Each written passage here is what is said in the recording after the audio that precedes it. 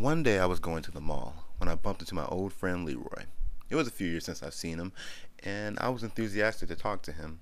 We found a seat and sat down over a nice cup of coffee. We talked for a few minutes. We were very civil about the conversation until the topic of religion came up. "So, how has God been treating you?" Leroy asked, smiling. Well, what? "I don't believe in God anymore."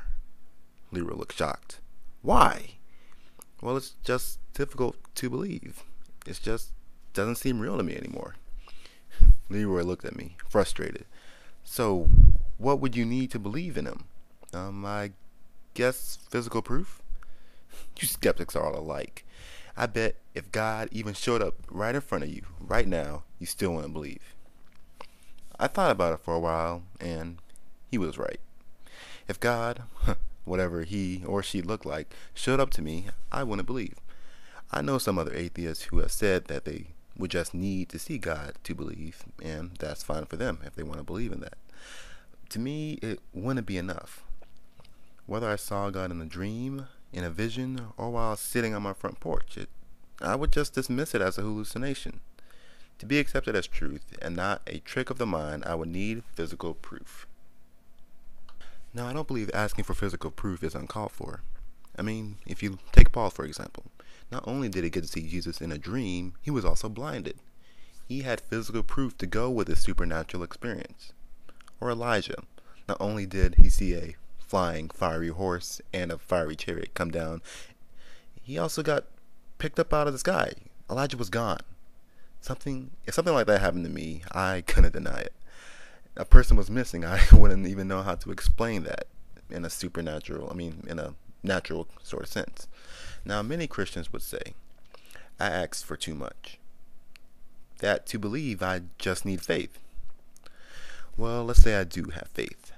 I believe with all my heart in the almighty God Thor.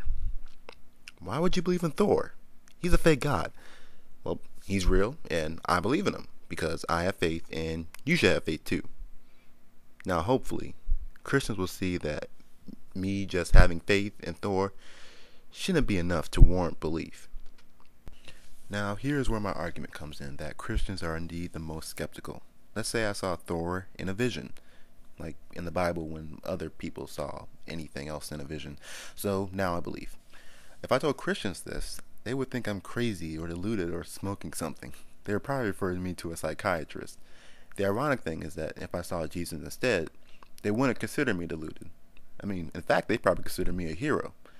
Now I tell the Christian that tonight they would see Thor in a vision to prove that he is real.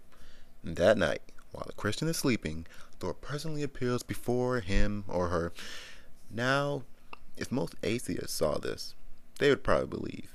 I've heard many say that all they would need to do is see. Now, if a Christian saw this, would they give up their faith, stop being a Christian and follow Thor? No. No matter how magnificent the experience or how realistic it is, they will dismiss it. They might think it was a dream, a hallucination, a demon, a test from God, or any other number of things. Now, I wouldn't blame them for believing Thor was a hallucination. I would probably believe so as well. Just having something visit you that's visionary or some kind of other experience, it still wouldn't be enough for me. But let's take this to another level. Let's make it a little bit easier for them to believe that Thor is God. Let's say that when Thor visits them in their vision and they say, "I don't believe in you, Thor," Thor gets really pissed. He starts leveling cities, fighting battles, and taking over the United States, and eventually takes over the world. Thor now proclaims himself as the mightiest and the one true God. Now, after seeing Thor physically take over the world, no atheist, no agnostic, no one with common sense would try to dismiss this. There's too much physical evidence, too much physical proof. There's too many other people saying it. It's actually happening. It's there. You can't really deny it. Now, with all this evidence, would Christians give up their faith? Stop being Christians and now follow Thor? No, they wouldn't. They probably wouldn't think he was a hallucination anymore, but they wouldn't believe he was God. Even if you walked up to him and said it, they would probably say he's a demon or maybe a manifestation of Satan, or maybe just a test from God to see if their faith is strong enough, or the Antichrist, or something like that. This goes to show you that no matter how much evidence is presented, no matter how obvious and factual something is, if it is not a part of the Christian doctrine or doesn't fit in with their doctrine, they will never believe it. This goes to show you that Christians are the most skeptical ones. Would you like to test this claim?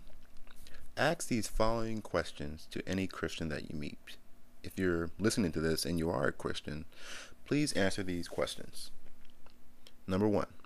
If I tell you I believe in Thor because I have faith, is that enough reason to believe? Question 2. If you saw Thor in a vision and he told you he was God, would you follow him and give up your faith? Question number 3. If Thor physically could come to you and you could touch him and see him clearly, and others around you could verify that they could see him as well, and then he even demonstrated a supernatural act for you, showing you he is God, would you give up your faith? Question number 4. What would it take for you to believe in Thor and believe that he is the one true God? Thank you for listening, and I look forward to your responses.